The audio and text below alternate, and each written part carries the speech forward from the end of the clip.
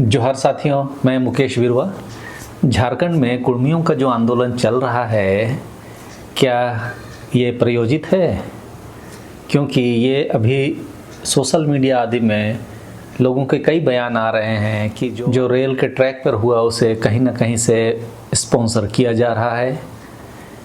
तो क्या भाजपा और आरएसएस की तरफ से कोई साजिश रची जा रही है ताकि झारखंड को भी मणिपुर बनाया जा सके?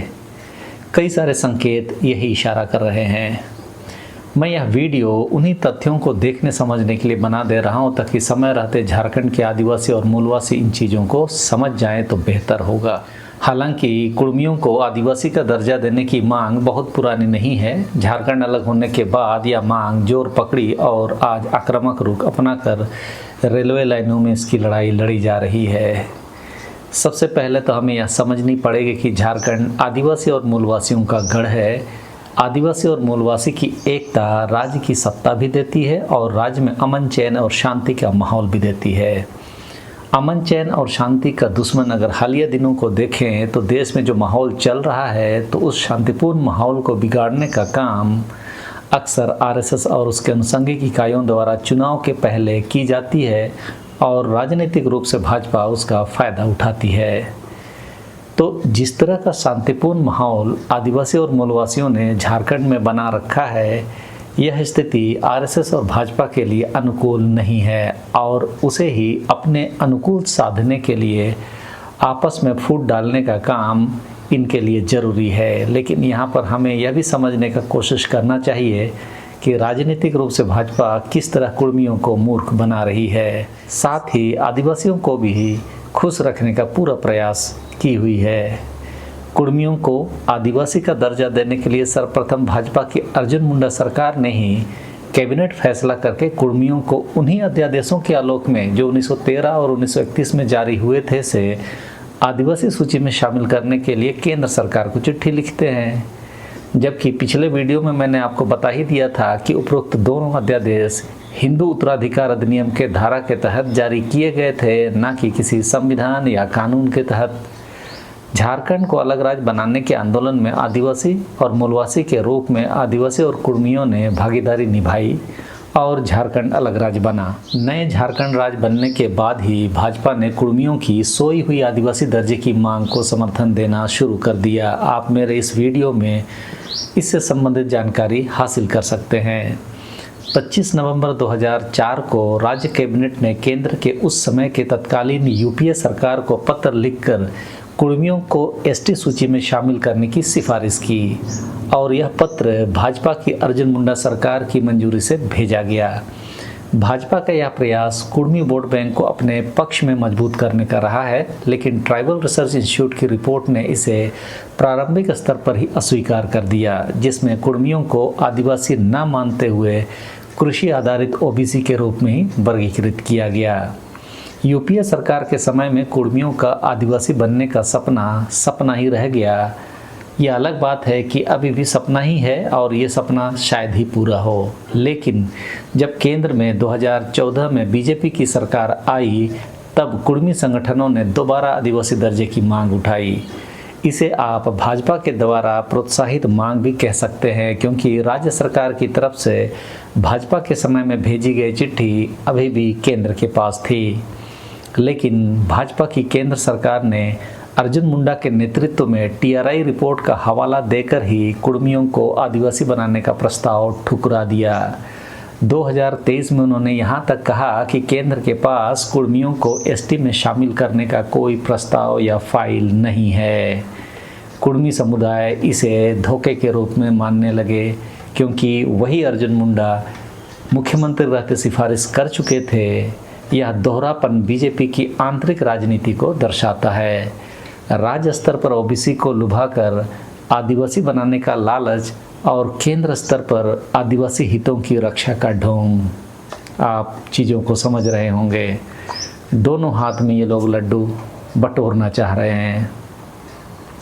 यह उदाहरण बीजेपी की वोट बैंक इंजीनियरिंग का क्लासिक उदाहरण है, जहां समुदायों को ध्रुवीकृत कर अल्पकालिक लाभ लिया जाता है। 2004 में भाजपा का कुर्मियों को आदिवासी दर्जे का समर्थन स्थानीय भाजपा को मजबूत करने के लिए था। जब झारखंड में भाजपा गठबंधन सत्ता में थी।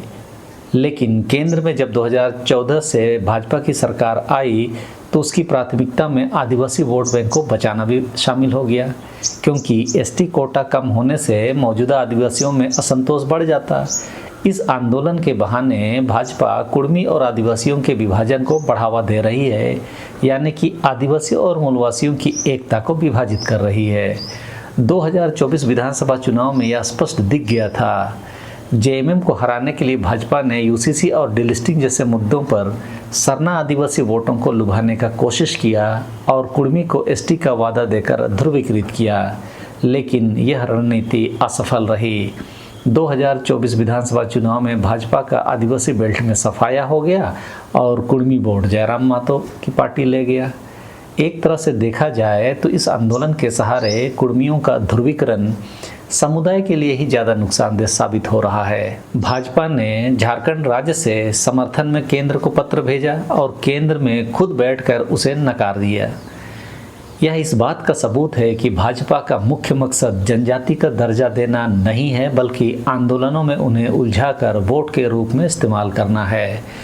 टीआरआई की रिपोर्ट जो 2004 में बनी थी और सुप्रीम कोर्ट के दिशा निर्देश, जिसमें आदिम विशिष्टता, भिन्न संस्कृति, भौगोलिक अलगाव, संकोची स्वभाव और आर्थिक विपन्नता को प्रमाण के रूप में स्वीकार किया गया है, इन सब के कारण जनजाति का दर्जा मिलना अभी कुर्मी को मुश्किल है। भाजपा ने 10-11 वर्ष के शासन में कोई भी ऐसी गतिविधि सरकारी स्तर पर नहीं दिखाई जिससे यह साबित हो कि कुर्मियों को दिया जा रहा आश्वासन में कोई गंभीरता है।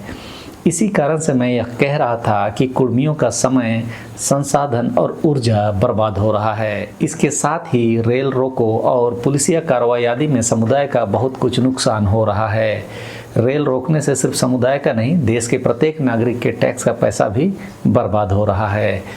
ध्यान रहे, कुर्मियों को पहले से ही ओबीसी सूची में रखा गया है, जहां 27% आरक्षण का फायदा वे ले सकते हैं, लेकिन आंदोलनों में लगने से वे ओबीसी एकजुटता को खो दे रहे हैं और आदिवासियों का विरोध से सामाजिक अलगाव भी बढ़ रहा है। इसका सीधा उदाहरण तो 2024 का विधानसभा चुनाव है, जिसमें कुर्मी वोट बंट गए थे और आदिवासियों के एकजुट वोटों से झामुमो गठबंधन जीत गई।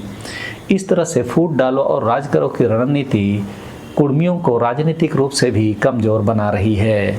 आंदोलन से वोटों का ध्रुवीकरण जरूर होता है, लेकिन विकास जैसी दूसरी सुविधाएं या अन्य सुविधाओं पर फोकस कम हो जाता है। यह भी ध्यान देने वाली बात है कि जयराम महतो की पार्टी जैसी छोटी पार्टियां उभर जरूर रही है। यदि वे कुर्मियों को मजबूत करती है और बीजेपी का समर्थन उन्हें मिलता है तो उन्हें भी विपक्षी पार्टी का तमगा ही मिल पाएगा। यदि मणिपुर की स्थिति को आप याद कर रहे हैं तो वहाँ सबसे पहले मैतेई समुदाय जो गैर आदिवासी है, उनके द्वारा मणिपुर हाईकोर्ट में एक मामला दर्ज किया गया था, जिसमें वे लोग अपने को आदिवासी दर्जा देने की मांग कर रहे थे। मणिपुर हाईकोर्ट ने उस समय अपने अधिकार क्षेत्र से बाहर का फैसला सुनाते हुए मैतेई समुदाय को आदिवासी दर्जा देने का फैसला दिया था। हाईकोर्ट का फैसले के पीछे एक बड़ी साजिश रची गई।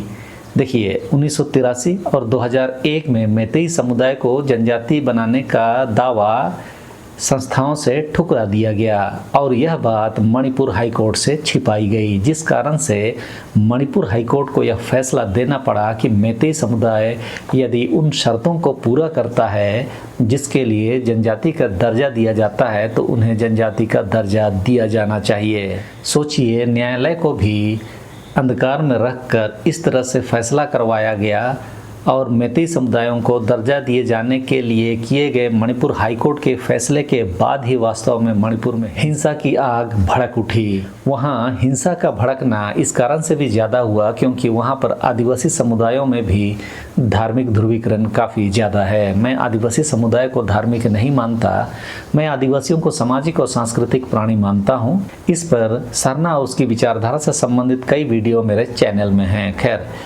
लेकिन जो लोग अपने को धार्मिक मानते हैं उनके हिसाब से यदि देखा जाए तो मणिपुर में 41% हिंदू धर्म के लोग रहते हैं तो 41% ईसाई धर्म के लोग। हिंदू धर्म में तो मैतेई समुदाय के लोग हैं और दूसरे गैर आदिवासी भी, लेकिन ईसाई धर्म में धर्मांतरित आदिवासी लोग। तो दो धर्मों के ध्रुवीकरण के कारण मणिपुर में आग भड़क गई। झारखंड में भी कुछ वैसे ही प्रयास किए गए और किए जा रहे हैं। झारखंड हाई कोर्ट में भी मामला दर्ज कर दिया गया है। पहले भी चला था, अभी भी चल रहा है, लेकिन झारखंड के आदिवासी और मूलवासियों का धार्मिक ध्रुवीकरण अंधभक्ति के स्तर पर इस समय नहीं है, जिस कारण से हिंसा की आग नहीं भड़क पा रही है। आपको यह भी ध्यान देना होगा कि मणिपुर में 53% जनसंख्या के साथ मैतेई समुदाय बहुमत में है और उसी के वोटों के कारण इस समय भाजपा मणिपुर में सरकार में है।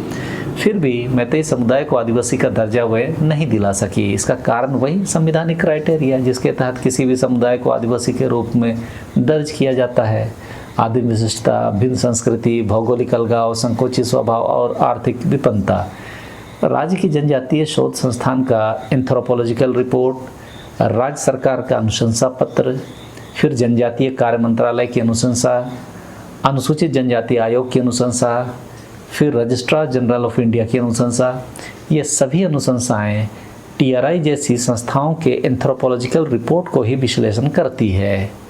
तो मणिपुर सरकार भाजपा की, केंद्र सरकार भाजपा की, उसके बावजूद भी मैतेई समुदाय को जनजाति का दर्जा भाजपा नहीं दे सकी। तो आपको क्या लगता है, कुर्मियों को भाजपा क्या सही में आदिवासी का दर्जा देना चाहती है? यह तभी होगा जब झारखंड में भी धार्मिक ध्रुवीकरण के इर्द गिर्द इस मसला को फैलाया जाए। इसीलिए हालिया दिनों में सोशल मीडिया आदि में आप देख रहे होंगे कि जब आदिवासी कुर्मियों के आदिवासी बनने का विरोध कर रहे हैं तो उसे ईसाई धर्म के धर्मांतरित ईसाई आदिवासियों के द्वारा चलाया जा रहा आंदोलन के रूप में दिखाने का कोशिश हो रहा है। धर्म यदि यहाँ हावी नहीं हुआ तो कोई भी झारखंड के आदिवासी मूलवासियों की एकता को नहीं तोड़ पाएगा। कुर्मियों की मांग को आदिवासी समुदाय कई मामलों में स्वीकार नहीं कर पाएंगे। एक तो वे आदिवासियों के पारंपरिक जीवन पद्धति के साथ हीन भावना से पेश आते हैं। जहाँ भी महतो लोग होते हैं वहाँ आदिवासियों के साथ जब भी संवाद होता है, घर आदि आना जाना होता है, तो कुर्मियों का आदिवासियों के प्रति जो रवैया है वह स्पष्ट करता है कि वे लोग आदिवासियों से अपने को उच्च जाति के रूप में ही समझते हैं। मैं उदाहरण पर नहीं जाऊंगा, अच्छा नहीं लगेगा, लेकिन उस परिस्थिति के बावजूद यदि कुर्मियों को आदिवासी का दर्जा दिया जाता है तब आदिवासियों का गुस्सा होना स्वाभाविक है। आदिवासियों को लगेगा कि उनके घर द्वार, जल, जंगल और ज़मीन सब उजाड़े जाने के लिए ही कुर्मियों को आदिवासी का दर्जा दिया जा रहा है और वे लोग उसका प्रतिरोध जरूर करेंगे। बात आपको यही समझनी है कि जब मैतेई को आदिवासी का दर्जा दोनों जगह पर भाजपा की सरकार होने के बावजूद नहीं दिया जा सका तो झारखंड और पश्चिम बंगाल में जहां गैर भाजपा सरकार है वहां किस तरह से आदिवासी का दर्जा कुर्मियों को दे पाएगी। इसका सीधा मतलब है कि कुर्मियों को इस मुद्दे के बहाने आंदोलन में झोंक कर उनका ध्रुवीकरण करना है और केंद्रीय स्तर पर आदिवासियों को खुश करने के लिए कुर्मियों के आदिवासी दर्जे की मांग को ठुकराना है। तो आप इसको समझिए, चूँकि अभी दोनों राज्य में पश्चिम बंगाल और झारखंड में गैर भाजपा सरकार है, यदि अभी मांग स्वीकार किया जाता है तो क्रेडिट ये लोग ले लेंगे और भाजपा ये नहीं चाहती है, तो ये भी एक कारण है। और मान लिए जिस समय खुद की रहेगी तो संवैधानिक प्रावधान आड़े आएगा। उन संवैधानिक प्रावधानों को जब तक हटाया नहीं जाएगा, मतलब संशोधन नहीं किया जाएगा, तब तक तो संभव नहीं है, क्योंकि फिर एंथ्रोपोलॉजिकल रिपोर्ट और जो भी ये प्रक्रिया मैंने ऊपर बताया उसको तो पूरा करना ही पड़ेगा। तो इस समर्थन और विरोध के बीच में कुर्मी समुदाय को अपने विकास के लिए भी सकारात्मक सोच रखना होगा। मुझे तो लगता है कि उन्हें OBC कोटा में और बेहतर प्रदर्शन करने का प्रयास करना चाहिए ताकि जो भी संवैधानिक सुविधाएं समुदाय को मिला हुआ है उसका फ़ायदा वे लोग भी ले सकें। तो आप बातों को समझ रहे होंगे कि मामला किस तरह से प्रयोजित है, सुनियोजित है और साजिश की संभावना से इनकार नहीं कर सकते हैं। मैं जब मणिपुर के बारे रिसर्च कर रहा था तो जो आंदोलन भड़का उसके पीछे RSS का पिछले 50 सालों का एक ध्रुवीकरण का प्रयास दिखाता है। वो मेरे आप मणिपुर के जो वीडियो है उसमें देख सकते हैं, वो भी प्लेलिस्ट बना हुआ है। कई तरह की रणनीतियां वहां अपनाई गई संघ की ओर से, और एक स्तर पर जब लगा कि अब हम सत्ता के पास पहुंच सकते हैं तो फिर ये अंतिम दांव खेला गया और ये मैतेई समुदाय जो गैर आदिवासी है, शुरू से वो हिंदू है, उसको आदिवासी बनाने का दावा ताकि आदिवासियों की ज़मीन, जो हम कुकी जो आदिवासी है, नागा हैं, उनकी ज़मीन ये लोग भी ले सकें। हम सभी जानते हैं कि देश में आदिवासियों की ज़मीन आदिवासी के सिवा दूसरे तो ले नहीं सकते। जंगलों की ज़मीन को लेना है, आदिवासियों की ज़मीन को लेना है, तो ये एक गेम खेला, लेकिन ये ऐसे भड़क गई कि ये उसके कंट्रोल में भी नहीं आई।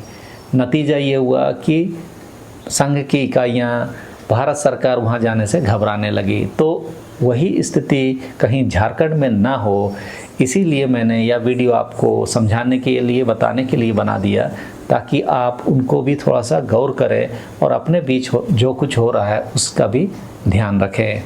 मेरी बातों को यदि आप समझ रहे हैं तो इस बात को और भी लोगों तक फैलाएं, ताकि इसकी जानकारी झारखंड के लोगों के लिए लाभकारी हो।